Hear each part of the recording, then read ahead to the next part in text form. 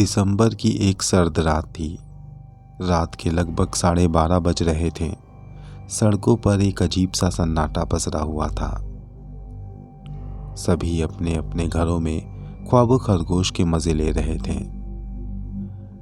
इन सन्नाटी भरी गलियों में सिर्फ 4 लोग अपनी गाड़ी में बैठकर अपने आने वाले शिकार का इंतजार कर रहे थे। वो इंतजार में थे कि कोई शिकार उन्हें दिखे जिसे वो लूट सकें। काफ़ी देर इंतजार करने पर भी उन्हें कोई दिखाई ना दिया तो उन लोगों ने वहाँ शराब पीनी शुरू कर दी और आपस में बात करने लगे। क्यों रे, तुझे क्या लगता है आज कोई आएगा या नहीं? इस पर दूसरा बोला, जरूर आएगा। हमेशा यहाँ से कोई ना कोई गुजरता रहता है। ये शहर है, यहाँ रात भर किसी न किसी को कोई ना कोई काम पड़ता ही रहता है। देखना, मेरा दिल कहता है कि यहाँ कोई ज़रूर निकलेगा, हम लोग का काम होगा ज़रूर। वो सब आपस में बातें करते हुए एक दूसरे को दिलासा दे रहे थे। तभी उन्होंने देखा कि एक आदमी सड़क की दूसरी ओर से पैदल ही कहीं चला जा रहा था। उन लोगों ने उसका पीछा करना शुरू कर दिया। वो इंसान ठंड के मारे कांप रहा था। अपने बदन को सिकोड़े हुए, दोनों हाथों को कोट की जेब में डाले हुए चुपचाप आगे बढ़ रहा था। सिर पर उसने एक बड़ी सी हैट पहन रखी थी। वो अभी कुछ ही दूर आगे गया कि मौका देखकर इन लोगों ने अपनी गाड़ी आगे बढ़ा दी और उसकी बराबरी में लाकर उससे कहने लगे, चलिए हम लोग आपको आगे छोड़ देते हैं, आपको कहाँ जाना है? उसकी बात पर उस हैट वाले ने जवाब में कहा, नहीं शुक्रिया, मैं चला जाऊंगा। अरे, इंसानियत के नाते पूछ रहा हूँ, आप यहाँ पर परेशान हो जाएंगे। उसकी बात काटते हुए उस हैट वाले ने कहा, नहीं नहीं, ऐसी कोई बात नहीं, मैं चला जाऊंगा, मुझे पास में ही जाना है। ये कहकर वो और तेज कदम बढ़ाते हुए आगे बढ़ने लगा। इस पर उन लोगों ने आपस में बात करनी शुरू कर दी। मुझे लगता है कि ये ऐसे नहीं मानेगा, दूसरे ने कहा। तो फिर हमें वही करना चाहिए जो हम करना नहीं चाहते हैं। ठीक है, पहले ये थोड़ी सन्नाटे में पहुँचे, फिर हम अपना काम शुरू कर देंगे। ये कहकर वो लोग चुपचाप उसका पीछा करते रहे। वो पैदल चलता हुआ एक सुनसान इलाके में आ पहुंचा। वो लोग भी गाड़ी से उसका पीछा करने लगे। एक बार उस हैट वाले ने पीछे पलट कर देखा तो फिर आगे और भी तेजी से कदम बढ़ाने लगा। इन लोगों ने गाड़ी की रफ्तार बढ़ाई तो वो भागने लगा। उसे भागता देखकर इन लोगों ने गाड़ी की रफ्तार और तेज कर दी। वो गाड़ी की रफ्तार से तेज ना भाग सका। इन लोगों ने गाड़ी उसके सामने लाकर खड़ी कर दी और बड़ी फुर्ती से गाड़ी से उतर पड़े। ये चारों लोग उसका पीछा करने लगे। वो भागने की कोशिश करने लगा। सड़क से उतरकर वो दूसरी ओर भाग रहा था। ये चारों उसे धमकाते हुए उसका पीछा करने लगे और कुछ दूरी पे जाकर इन चारों ने उसे घेर लिया और फिर 2 लोगों ने उसे पीछे से पकड़ लिया। तीसरा सामने आया और लात घूंसों से उसके ऊपर बरसात करने लगा। वो लहूलुहान हो चुका था। उन लोगों ने उसे बिठाया और उसकी जेबें टटोलने लगे। वो कहने लगा, मुझे छोड़ दो, जाने दो मुझे, मेरे पास जो कुछ भी है तुम ले लो, मगर मुझे जाने दो। वो लोग खामोशी से उसकी जेब तलाशते रहे। उसकी जेब में ढेर सारे रुपए मिले। गले में सोने की चेन थी और हाथों में बेशकीमती अंगूठियां भी। उन लोगों ने उसकी सारी अंगूठियां और सोने की चेन निकाल ली। सारे पैसे भी छीन लिए थे। हाथ की घड़ी भी निकाल ली थी। अब उसे पूरी तरह लूटने के बाद वो लोग विचार करने लगे। पहले उन्होंने कहा कि इसका क्या किया जाए। दूसरा बोला, इसे मार देते हैं क्योंकि इसने हम लोगों को पहचान रखा है और अगर ये जिंदा रहा तो ये हम लोगों के लिए मुसीबत बन जाएगा, मार के यहीं फेंक देते हैं इसे। उसकी बात सुनते ही वो आदमी घबरा गया। वो अपने जान की भीख मांगने लगा, मगर उन चारों को उन पर तरस ना आई। उसमें से एक ने अपनी जेब से चाकू निकाला, दूसरे ने उसके हाथों को पकड़ा और फिर तीसरे ने अपने चाकू से उसके सीने पर एक के बाद एक वार कर दिए। देखते ही देखते वो अजनबी शख्स लहूलुहान होकर वहीं गिर गया। वो किसी बिन पानी मछली की तरह तड़पने लगा। धीमे धीमे उसके शरीर से जान निकलती हुई महसूस हुई और फिर वो बेदम सा हो गया। उसके शरीर ने हरकतें करना बंद कर दिया, दिल का धड़कना बंद हो गया। उन लोगों ने पूरा इत्मीनान कर लिया कि वो मर चुका है या नहीं। जब उन लोगों ने इस बात की तसल्ली की कि उसकी मौत हो चुकी है, फिर वो लोग वहाँ से जाने लगे। जब वो लोग कुछ ही कदम आगे बढ़े ही थे, तब उन सभी ने एक अजीब सी आवाज़ सुनी। कहाँ जा रहे हो? मुझे मेरे सामान वापस दे दो। ये आवाज़ उन चारों के कानों में पड़ी थी। वो लोग ठिठक कर रुक गए। उनके माथे पर पसीना आ गया, जान हलक को अटक गई थी। सभी ने पलट कर देखा। वो लाश वैसी ही पड़ी हुई थी, लेकिन ये आवाज़ उसी लाश की थी। उन लोगों ने एक दूसरे का मुंह देखा और सभी कहने लगे, क्या तुमने ये आवाज़ सुनी? सभी एक दूसरे से पूछ रहे थे और सभी ने इस बात की पुष्टि की कि ये आवाज़ उसी की थी। फिर उन लोगों ने वहाँ से निकल जाने में ही बेहतरी समझी। उन्हें लगा कि शायद ये उनका वहम है। वो अभी कुछ कदम और आगे बढ़े थे कि वही आवाज़ पहले से ज़्यादा दहाड़ती हुई महसूस हुई। मैंने कहा ना, रुको और मेरा सामान वापस दो। अब ये आवाज़ जैसे ही दोबारा उनके कानों में पड़ी, उन लोगों ने एक बार फिर पलट कर देखा। इस बार जो उन्होंने देखा वो उनकी जान निकालने के लिए काफ़ी था। वो लाश अब उठकर बैठ चुकी थी। उसे देखकर ये लोग वहाँ से भागने लगे। भागते हुए इन्होंने पीछे पलट कर भी नहीं देखा। वो सीधे अपने अपने रास्ते पर भाग रहे थे कि तभी उन्होंने अपने सामने उसी लाश को खड़ा पाया।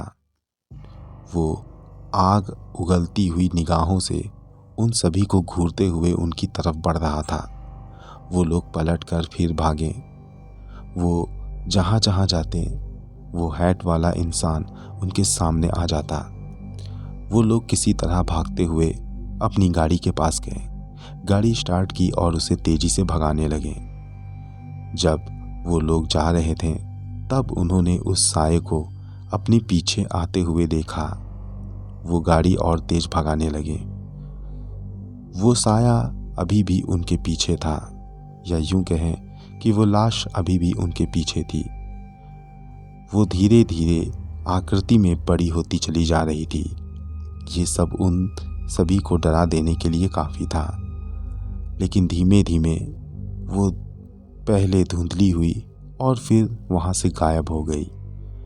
वो लोग गाड़ी को आगे बढ़ाते रहे। वो लोग काफ़ी ज़्यादा डर चुके थे। काफ़ी देर तक उनकी गाड़ी में खामोशी छाई रही।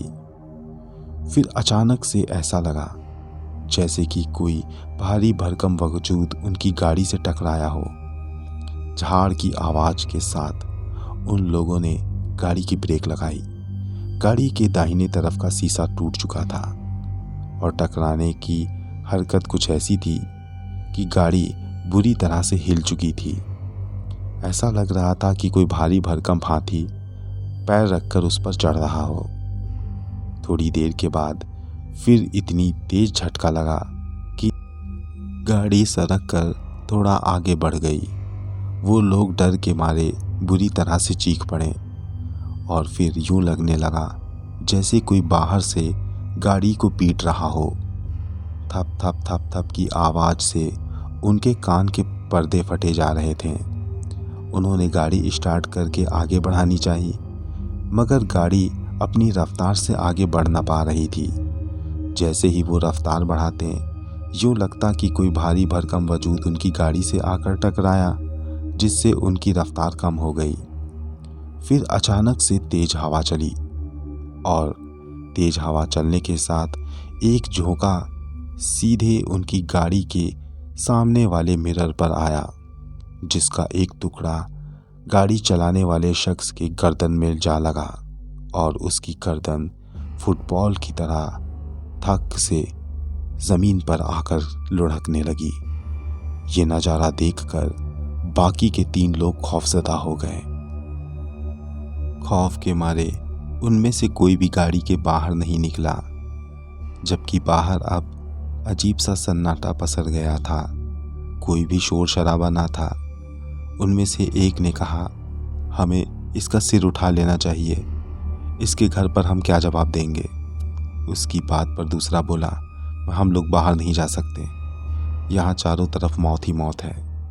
उसका इतना कहना ही था कि तभी उन लोगों ने देखा कि उनकी गाड़ी के सामने वही हैट वाला इंसान खड़ा था।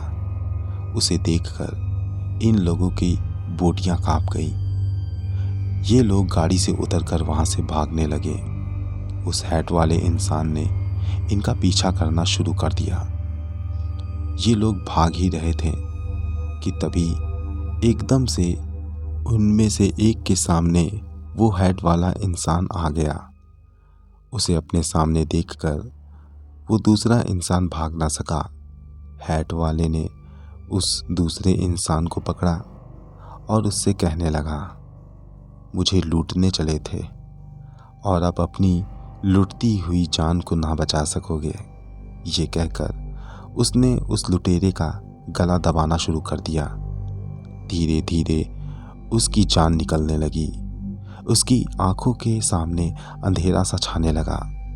धीमे धीमे उसने बेजान होकर वहीं दम तोड़ दिया। अब उस हैट वाले ने उसकी लाश को वहीं पर छोड़ा और बाकी के 2 लोगों के पीछे लग लिया। बाकी के दोनों भागते हुए वहां से इतनी देर में काफ़ी आगे जा चुके थे, मगर वो उस हैट वाले की पहुंच से ज़्यादा दूर नहीं निकल पाए थे। वो अभी भागते भागते हाफ ही रहे थे कि अचानक उन्हें महसूस हुआ कि उनके पैरों को किसी ने जकड़ लिया हो। उन्होंने देखा तो बड़े बड़े पंजेदार हाथों ने उनके पैरों को जकड़ रखा था। अभी वो कुछ समझ पाते कि तभी उन पंजों ने उनके पैरों को घसीट लिया, जिससे वो दोनों ज़मीन पर आ गिरे। पलटकर उन्होंने देखा तो उनके सामने वही हैट वाला इंसान था। उन दोनों के खौफ के मारे हाथ पैर काम न कर रहे थे, मगर उनमें से एक ने हिम्मत करके वहां से भागना सही समझा। वो भागने में कामयाब भी हुआ, जबकि दूसरे को उसी हैट वाले ने जकड़ रखा था। वो मदद के लिए चिल्लाता रहा, मगर उसका साथी उसके करीब न गया। वो उससे दूर भागता ही रहा। हैट वाले ने उस लुटेरे को भी अपनी गिरफ्त में ले लिया था। उसे उठाकर उसने उससे भी कहा, मुझे लूटने आए थे और अब अपनी लुटती हुई जिंदगी को ना बचा पाओगे। ये कहकर उस हैट वाले ने अपना सिर उस लुटेरे के नज़दीक किया तो उसका भयानक चेहरा देखकर उस लुटेरे की डर के मारे चीख निकल गई और इसी चीख के साथ ही उस हैट वाले ने उस लुटेरे के पेट को फाड़ डाला और मुंह लगाकर उसके मांस को नोचने लगा। उसके भागते हुए साथी ने एक बार पलटकर ये नज़ारा देखा तो खौफ से वो लरज़ कर रह गया।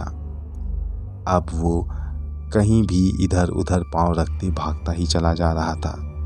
उसने दोबारा पलटकर कुछ ना देखा। किसी तरह भागते हुए वो अपने घर जा पहुंचा।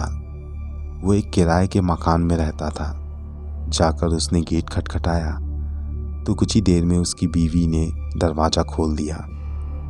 वो खौफ के मारे अंदर जाकर ज़ोर से हाँफने लगा। उसकी बीवी डर के मारे पूछने लगी, क्या हुआ, तुम इतना डरे हुए क्यों हो? वो सवाल पे सवाल किए जा रही थी, मगर ये तो कुछ बताने को तैयार ही ना था। कुछ देर के बाद इसने उससे कहा, मेरे पीछे लुटेरे लग गए थे, इसीलिए मैं थोड़ा सा डर गया था, मगर अब डरने की कोई बात नहीं है। उसने अपनी बीवी को सच न बताया, बल्कि उससे ये कहने लगा कि मैं तुम्हारे लिए कुछ लेने गया था। ये कहकर उसने अपनी जेब से कुछ अंगूठियाँ और सोने की चेन निकाली, जिसे देखकर उसकी बीवी बहुत खुश हुई। फिर कहने लगी, मगर इतना सारा पैसा तुम्हारे पास आया कहाँ से? इस पर वो आदमी बोला, दरअसल आज मेरे मालिक ने खुश होकर मेरी तनख्वाह बढ़ाई है और मुझे बड़ा काम भी सौंपा है। इसी वजह से मैंने सोचा कि इन पैसों को कहीं और लगाने से बेहतर है कि कुछ जेवर ले लूं। और मुझे लगता है कि यहीं से, जहां से मैंने जेवर लिया, वहीं से किसी ने मेरा पीछा करना शुरू किया था और अपना मौका देखकर वो हम लोग के पीछे लग लिया। मैं तो किसी तरह से बच निकला, मगर ये कहकर वो चुप हो गया। उसकी बीवी ने कहा, मगर क्या? मगर उसने मेरे तीनों साथियों को कत्ल कर दिया। क्या? ये सुनकर उसकी बीवी चौंक गई। उसने कहा, हाँ, मेरे तीनों साथियों को उसने कत्ल कर दिया। मैं अपनी जान बचाकर भाग आया हूँ और हम लोग कल यहाँ से कहीं दूर चले जाएंगे। उसकी बात सुनकर उसकी बीवी खौफजदा हो गई थी। उसने अपनी बीवी को खौफजदा होता देखकर उसका मन बदलने के लिए कहा, तुम परेशान ना हो, इन्हें पहन के देखो तुम कैसी लगती हो। ये कहकर वो अंगूठियाँ उसकी उंगलियों में डालने लगा। छोटी बड़ी पड़ती हुई अंगूठियाँ वो ज़बरदस्ती उनकी उंगलियों में पहनाता रहा और फिर सोने की चैन उसके गले में डाल दी। फिर अचानक ही कोई ज़ोर ज़ोर से उसके दरवाजे को पीटने लगा। वो लोग डर के मारे वहीं पर खड़े रहे। उस इंसान ने अपनी बीवी से कहा, चुपचाप रहना, दरवाज़ा मत खोलना। वो लोग खामोशी से अपनी जगह पर खड़े रहे। कोई बाहर से तेजी से दरवाज़ा पीट रहा था। यूं लग रहा था कि दरवाज़ा उखड़कर अभी अलग गिर जाएगा। वो काफ़ी देर तक दरवाज़ा पीटता रहा। फिर एकदम से खामोशी छा गई। खामोशी छाने के बाद उस लुटेरे ने चुपचाप हिम्मत करके बाहर झांकने की कोशिश की। खिड़की से झांक कर देखा तो बाहर कोई न था। चैन की सांस लेते हुए वो अपनी बीवी की ओर मुड़ा। कहने लगा कि अब हमें किसी बात का डर नहीं, हम अब सुबह निकलेंगे। ये कहते हुए उसने अपनी बीवी पर नज़र डाली तो एक बार फिर खौफ के मारे कलेजा उसके मुंह को आ गया। उसने देखा कि उसकी बीवी उसे काफ़ी हैबतनाक निगाहों से घूर रही थी। उसकी आंखें सुर्ख लाल हो चुकी थीं, शरीर कांप रहा था। वो दांत पीसते हुए उसकी ओर बढ़ने लगी। ये देखकर वो लुटेरा बोला, अब तुम्हें क्या हुआ?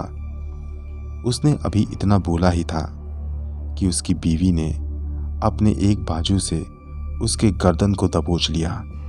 कहने लगी, मुझे तो कुछ नहीं हुआ, मगर तुझे अब जरूर कुछ ना कुछ होगा।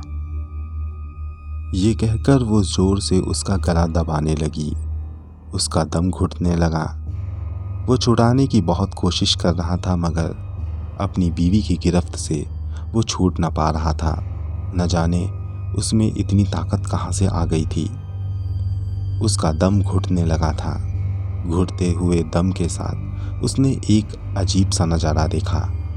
उसकी बीवी के गले में पड़ी हुई वो सोने की चेन किसी चमकदार सांप की शक्ल इख्तियार कर चुकी थी, जो धीरे से रेंगती हुई उसके खुद के गर्दन पर आ बैठी और उसने एक जोरदार फन उसके गर्दन पर दे मारा, जिससे कुछ ही पल में उसे अजीब सा नशा सा चढ़ने लगा। उसके पूरे बदन में दर्द फैलने लगी। वो सांप रेंगता हुआ उसके जिस्म से नीचे उतरकर घर से बाहर चला गया। और उसने मरते हुए एक नज़ारा और भी देखा। उसकी बीवी की उंगलियों में पड़ी हुई वो अंगूठियाँ बड़े बड़े बिच्छुओं का रूप ले चुकी थी, जिसने उसकी गर्दन पर अपने अपने डंक मारे और कुछ ही पल में पूरा का पूरा जहर उसके जिस्म में उगल दिया। अब उस लुटेरे का जिस्म सुन्न पड़ने लगा था, मगर अंदर से उसे दर्द भी बहुत हो रही थी। यूं लग रहा था कि जैसे जलता कोयला किसी ने उसके पेट में रख दिया हो। उसकी आंखों में अंधेरा सा छाने लगा था, मगर इससे पहले उसकी आंखें बंद होती, उसने एक अजीब सा नज़ारा अपनी आंखों के सामने देखा। उसने देखा कि वही हैट वाला इंसान उसकी बीवी के पीछे खड़ा उसके सिर पे अपने दोनों हाथ रखे हुए था और उससे कह रहा था, ये तेरा आखिरी वक्त है। उसकी बात सुनकर वो लुटेरा बहुत तेजी से चीख पड़ा और चीख निकलते ही उसकी वहीं पर मौत हो गई। कुछ पल के बाद उसकी बीवी भी बेहोश हो गई। जब उसे होश आया तो उसे कुछ ख्याल ही ना रहा कि उसके साथ क्या हुआ था। उसने अपने शौहर को अपने सामने मरा पड़ा हुआ पाया। बाद में तफ्तीश के दौरान पता चला कि उसका शौहर रातों को लोगों को लूटने के लिए निकलता था। उसे ये तो मालूम पड़ चुका था कि उसका शौहर लुटेरा था, मगर ये ना पता चला कि उसके साथ क्या हुआ। और उसके जेवर जो उसका शौहर लाया था वो कहाँ गायब हो गए। वो नहीं जानती थी कि वही हैट वाला इंसान उसी सुनसान सड़क पर आज भी चलता हुआ चला जा रहा था और उसके गले में वो सोने की चेन भी थी, हाथों में बेशकीमती अंगूठियां भी। वो खामोशी से सड़क पर कहीं चलता चला जा रहा था और चलते चलते वो किसी धुएं की शक्ल में गायब हो गया। अनजानी मखलूक़ें बहुत सी हैं इस दुनिया में जिनके बारे में इंसान नहीं जानता। अगर आप ऐसी ही किसी मखलूक़ के बारे में जानते हैं तो हमें कमेंट बॉक्स में ज़रूर बताएं। मिलता हूँ अगली बार ऐसी ही किसी मज़ेदार कहानी के साथ।